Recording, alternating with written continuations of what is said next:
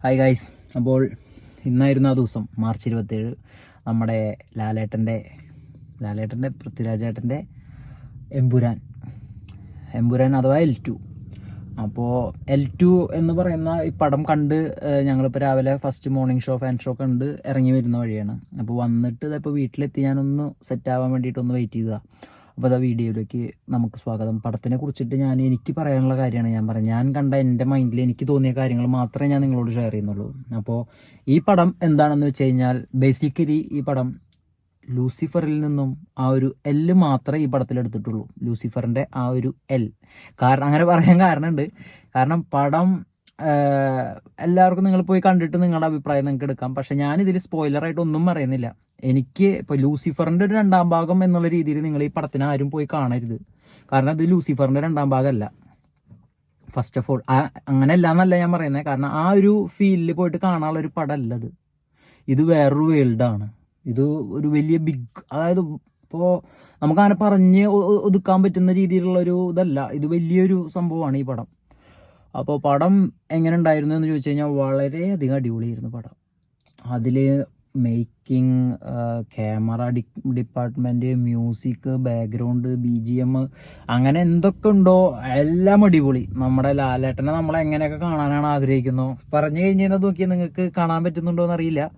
ഈ ലാലേട്ടനെ നമ്മൾ എങ്ങനെ കാണാനാണ് ആഗ്രഹിക്കുന്നതെന്ന് പറഞ്ഞു കഴിഞ്ഞാൽ അത് ആ പടം നിങ്ങൾ പോയി തിയേറ്ററിൽ നിങ്ങൾക്ക് അത് എക്സ്പീരിയൻസ് ചെയ്യാൻ പറ്റും. കാരണം അതിൽ ഓരോ ഷോട്ടും ഈ ചീച്ചാൻ്റെ ഇവര് സ്റ്റാർട്ടിങ്, അതായത് പടം തുടങ്ങുന്നത് മുതൽ പടം അവസാനിക്കുന്നത് വരെ കണക്ട് ചെയ്ത് അത് കൊണ്ടുപോയിട്ടുള്ള രീതി അടിപൊളി, ഫാബുലസ്. എനിക്ക് ഭയങ്കരമായിട്ട് ഇഷ്ടപ്പെട്ടു. പൃഥ്വിരാജിൻ്റെ ആ ഒരു മൈൻഡ് ഉണ്ടല്ലോ, അതായത് ഒരു ഡയറക്ടർ എന്ന് പറഞ്ഞാൽ എങ്ങനെ ചിന്തിക്കണം എന്നുള്ളത് ആളുടെ ആ ഒരു ഇതിൽ കാണാൻ പറ്റും നിങ്ങൾക്ക്. കാരണം അത്രയും ഫോക്കസ്ഡ് ആണ് ആൾ. ആ ഒരു ഇതിന് വേണ്ടിയിട്ട് ആൾ അത്ര എഫേർട്ട് ഇട്ടിട്ടുണ്ടെന്ന് പറയുന്നതിൽ അത് ഞാൻ ഇൻ്റർവ്യൂസും എല്ലാം ഒരുവിധം എല്ലാം കേട്ട ആളാണ് ഞാൻ. അപ്പോൾ അത് കാരണം കൊണ്ടാണ് ഞാൻ പറയുന്നത്. അപ്പോൾ ആ ഒരു ഇതിലാളിട്ടിട്ടുള്ള ഫോക്കസും പരിപാടികളും, അതായത് ഫോക്കസ് എന്ന് പറഞ്ഞാൽ ആ ഒരു വർക്കിന് വേണ്ടി ആൾ എത്രത്തോളം എഫേർട്ട് ഇട്ടുണ്ടോ ആ എഫേർട്ടിൻ്റെ 100% അത് നമുക്കിതിൽ കാണുമ്പോൾ അത് നമുക്ക് മനസ്സിലാവും. പടം കാണുമ്പോൾ നമുക്ക് മനസ്സിലാവും. അപ്പോൾ നിങ്ങളെല്ലാവരും പടം പോയി കാണുക. ഞാനിതിനെക്കുറിച്ച് കൂടുതലൊന്നും പറയാത്തതുകൊണ്ട് വെച്ചാൽ പടം അടിപൊളിയാണ്. എനിക്ക് ഭയങ്കരമായിട്ട് ഇഷ്ടപ്പെട്ടു. സൂപ്പറാണ്. ഇനി ഇതിനെക്കുറിച്ച് കൂടുതൽ ഞാൻ പറഞ്ഞ് അതൊരു സ്പോയിലർ പോലെ ആവാൻ പാടില്ല. അപ്പോൾ അത് കാരണം കൊണ്ടാണ്.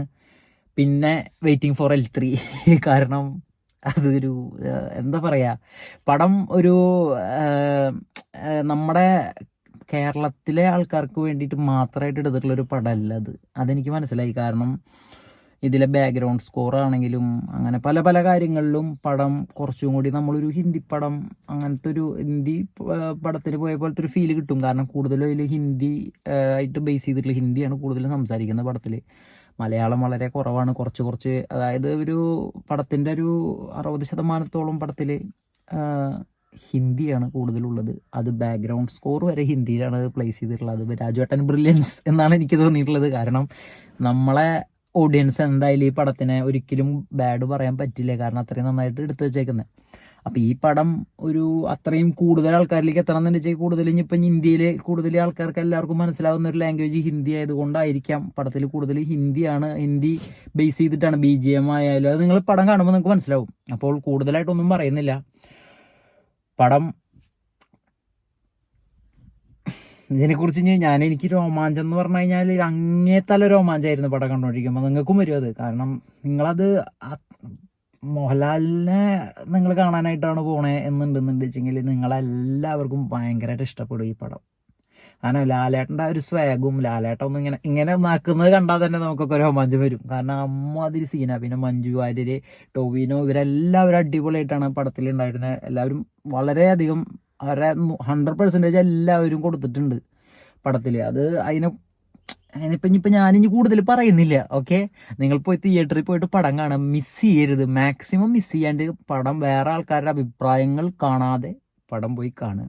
കാരണം ഓരോ ആൾക്കാർ കാണുന്ന രീതി വേറെയാണ്. ഇപ്പം ഞാനും പടത്തിനെ കുറിച്ചിട്ട് നെഗറ്റീവായിട്ട് എനിക്കൊന്നും പറയാനായിട്ട് എനിക്ക് ഫീൽ ചെയ്തില്ല. ഞാനും ഗാവിൻ ചേട്ടനൊക്കെ കൂടിയിട്ട് പോയി കണ്ടേ. അപ്പം അതിൽ ഓക്കെ, ബൈ.